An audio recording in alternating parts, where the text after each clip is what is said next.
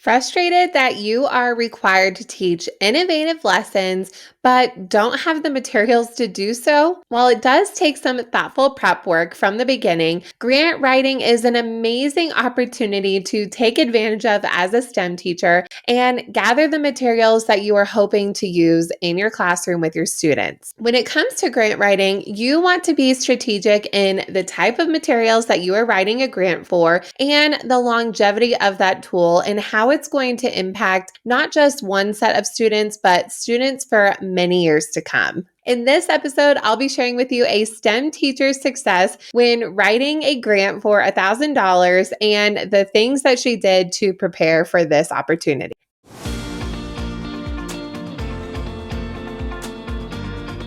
A big benefit of working together with me and other teachers in my group coaching program for STEM teachers is we take a look at your overall lessons and how it fits into a cohesive year-long plan.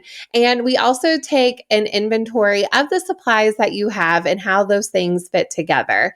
From there, a really big benefit is that we get weekly live calls together that are customized based on the group needs, and also a group chat where we can talk about the topics that are related to the live call or other questions that you have in your STEM space.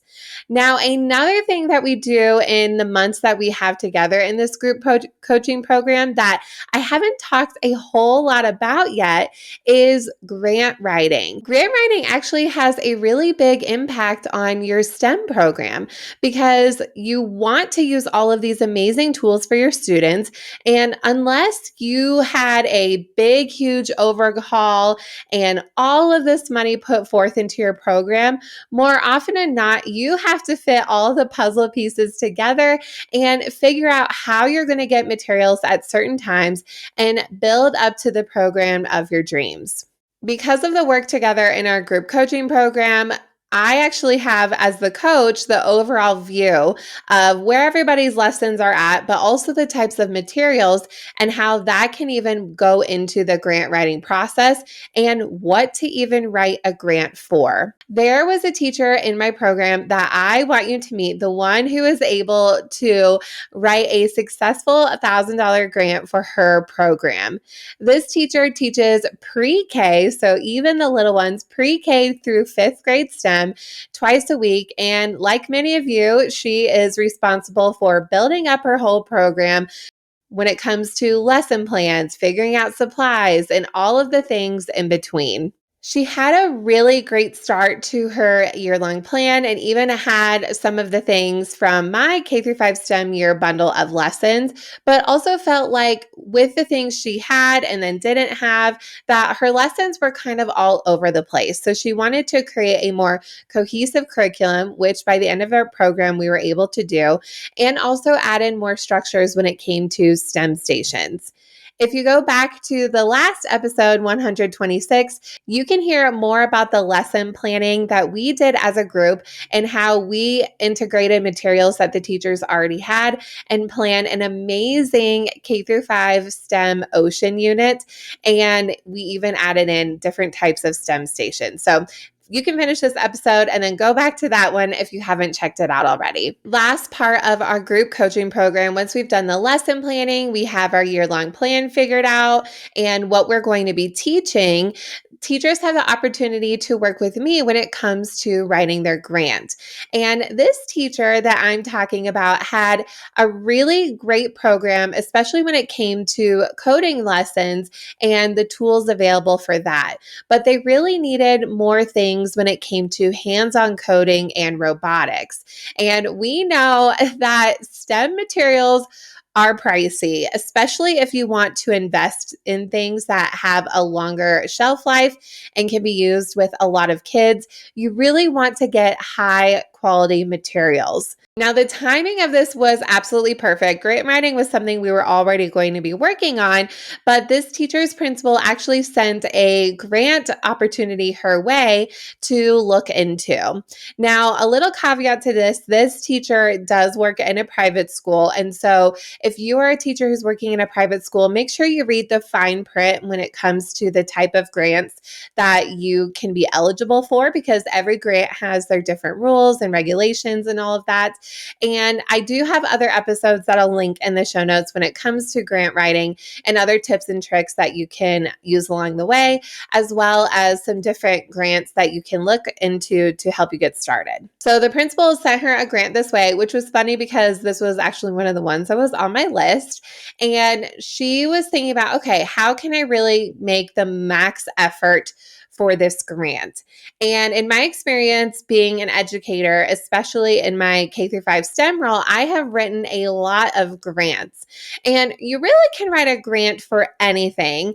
My biggest ones were $1,000, so same amount that this teacher was looking for. And the biggest things when it comes to grant writing is not so much the tool, but how can you create an engaging and innovative experience for the students where it is impacting the students that year, but years beyond, and also thinking about those cross-curricular connections. Now, if you're thinking, okay, great, it doesn't matter about the tool, it kind of doesn't, because let me tell you this, my school needed document cameras. Our document cameras were really old, and these are an essential tool in the elementary space. My teacher, honey, who teaches high school, doesn't really so much use a document camera, but in elementary, it's super essential. And the ones that we were having were dying. They were bulky. They had 5 million cords, and we needed document cameras. Well, honestly, when you talk about it, it doesn't really sound like that innovative of a tool. However, the way that I wrote that grant, I was actually able to get all brand new document cameras to outfit our whole school just by the way that I wrote that grant. So that is one of many that I did in my experience. So really, it's just how you word things and put it all together. When it came down to it with recommendations and looking at her year-long plan and things that would benefit her program, even based on the supplies that she had and didn't have, we decided on writing a grant for coding and hands-on materials like robots. The coding materials were things that she could use in STEM stations, which was a big thing that this teacher wanted to do in her year-long plan anyway. And with those STEM stations, you don't have to figure out every single little thing and create it from scratch. There are a lot of great tools out there that lend themselves to STEM stations. So we figured out a couple things that would work really well for STEM stations. And even if students use them repeatedly over the years, this program actually had different apps where students can progress in different levels. So that was super great. And again, hands-on. And then we also added in some robots so she could build up her collection from there. With us collaborating together and from our live lessons, I was able to help her write a rough draft when it came to the questions for the grant writing. So I definitely recommend when you are writing a STEM grant to figure out what the questions are when it comes to the grant. You might need to create an account. They're always free to create your account. So create your account, figure out the questions, and then type those out on a document on the side. So when you get to filling out the actual application, you can just copy and paste. I actually was writing a couple grants for something else this morning, and I did the same exact thing. Because a lot of times when it comes to these grants, you can't see ahead what the questions are. Or sometimes you can't, like while you're filling it out, like you can't go forwards and backwards. And then sometimes with the grants, it won't save your progress. So if you make an account, see the questions, type up your answers. This can also help you with spell check and everything. The couple grants that I was writing today had a word limit. So I was really limited to a specific amount of words to get all of the information in there. So that is something that we did. Me and this teacher worked together. She added in her own story, which is also really important when you're writing any kind of grant.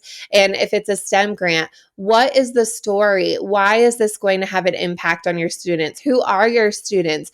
Why do they need these tools? The people who are reading your grants know that it is expensive, but why is this something that you need? So that is something that her and her principal really worked together once she had that draft that we did together and was able to put forth that information that was very specific to her school. The cool thing about this is that this document is actually available to everybody in the group because those specific things she added in on the side on her own copy. But we were able to brainstorm together as a group different opportunities, different types of grants you could apply for. What are those limits to the type of grants? What are certain materials that would work well? And what are different lesson plans you could plan forward to?